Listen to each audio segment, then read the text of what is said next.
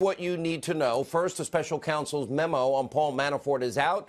It is heavily redacted. We do know, however, that Robert Mueller believes that Paul Manafort breached his plea deal and lied to investigators, all surrounding alleged crimes, none of which have anything to do with President Trump, none of which have to do with Russia or anything to do with collusion.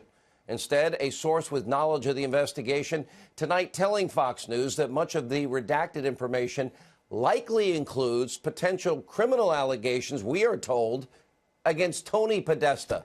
That would be John Podesta's brother, Democratic lobbyist. John Podesta, of course, the Clinton campaign chair.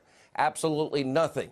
Now, we're talking about in the Manafort case, tax evasion, other charges, bank loan applications dating back to 2007. White House Press Secretary Sarah Sanders issued this statement. It said, quote, the government's filing in Mr. Manafort's case says absolutely nothing about the president.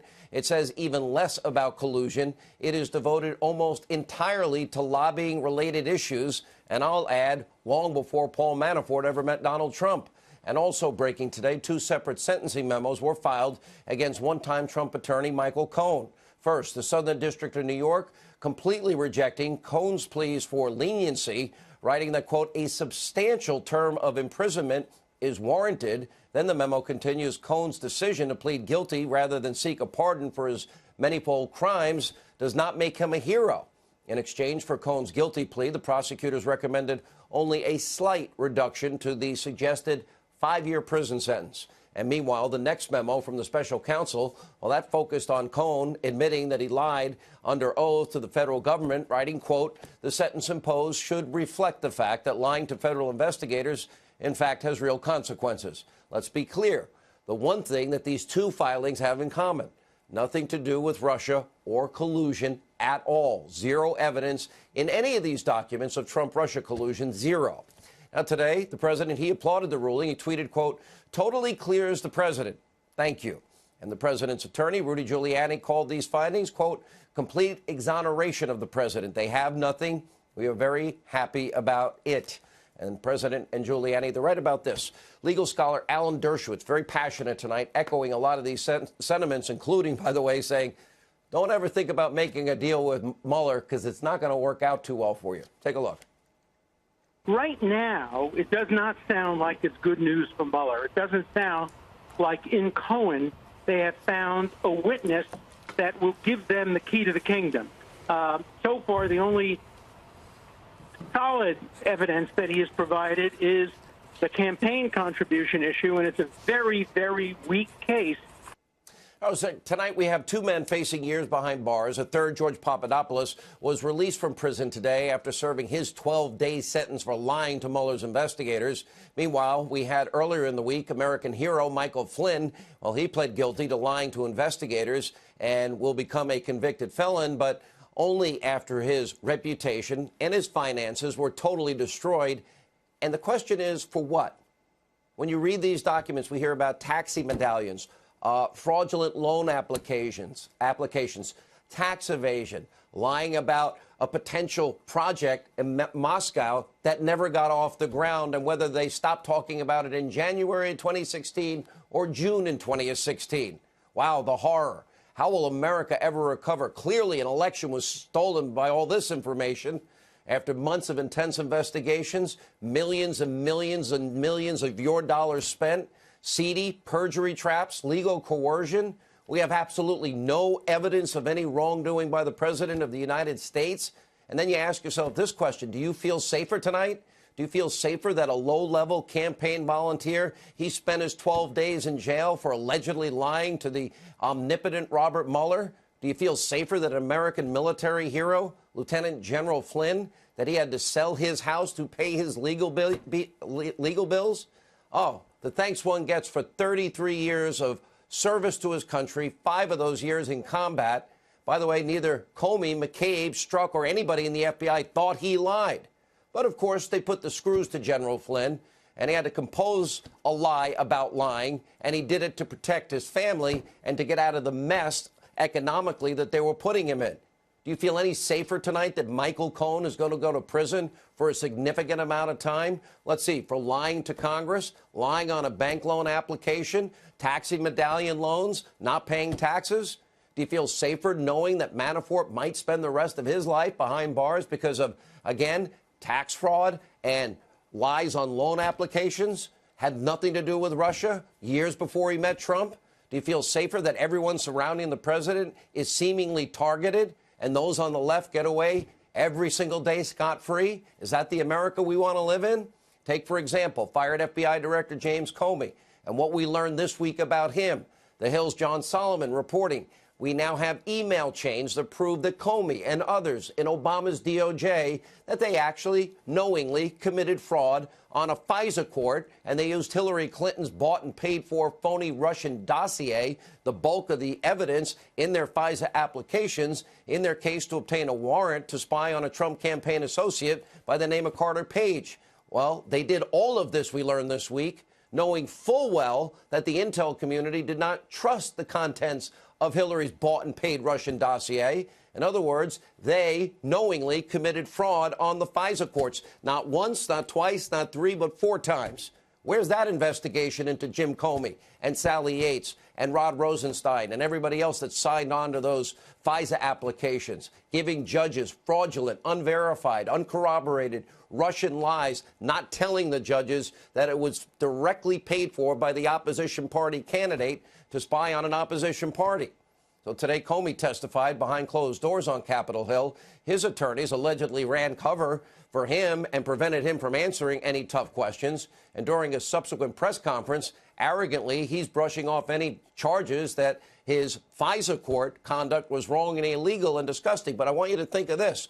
Remember, he's the guy that signed on to that first warrant. That was in October of 2016. But that means he had to verify it was true. That meant he verified it. That means he corroborated it. That means he's standing behind it. But yet in January at Trump Tower, he told Donald Trump, then president-elect, that it was salacious and unverified. Watch this.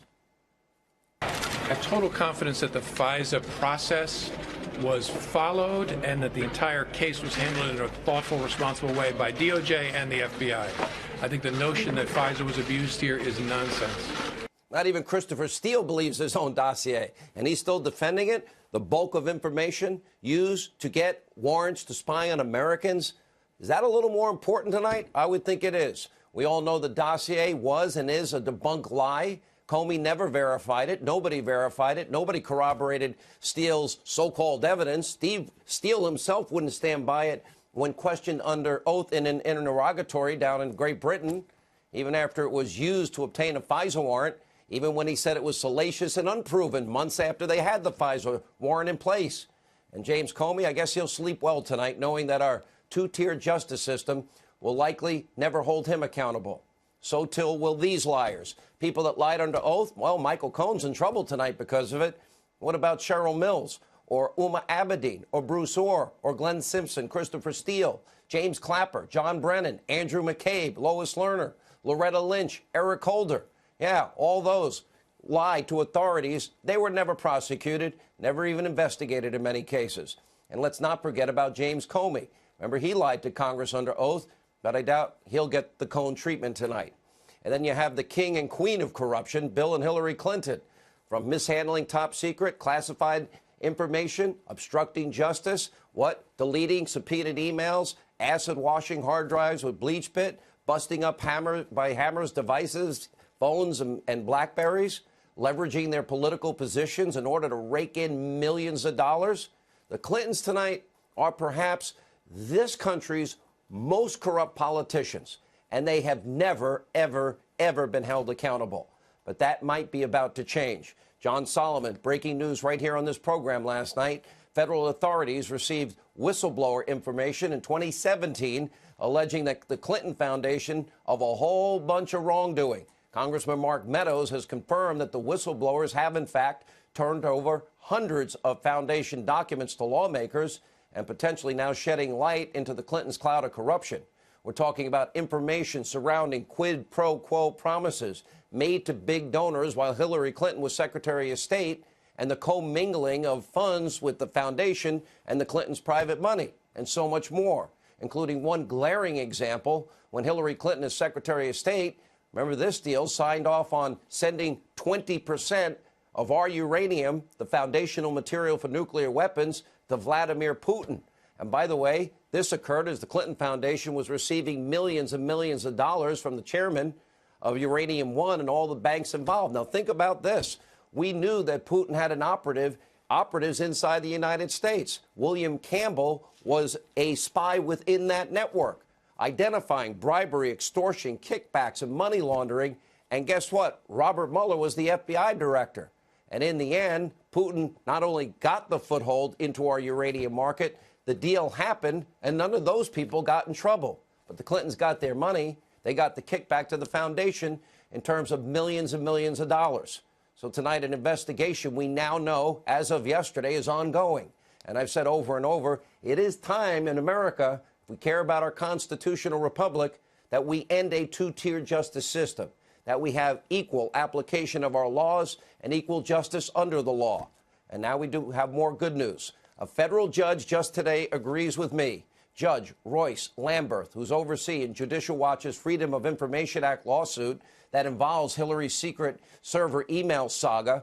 Well, he dropped a major bombshell this week about just how far the government is willing to go to skirt transparency laws, writing, quote, "At best, the state's attempt to pass off its deficient search as legally adequate during settlement negotiations was negligence born out of incompetence. At worst, career employees in the state and justice departments colluded to scuttle public scrutiny of Clinton, skirt FOIA, Freedom of Information Act, and hoodwink this court." And he didn't stop there, calling the Clinton email affair, quote, "one of the gravest modern offenses to government transparency." This judge has now ordered additional fact-finding in the case, but this is massive news, and we'll continue to keep you updated. Thank you, God bless you, and God bless America.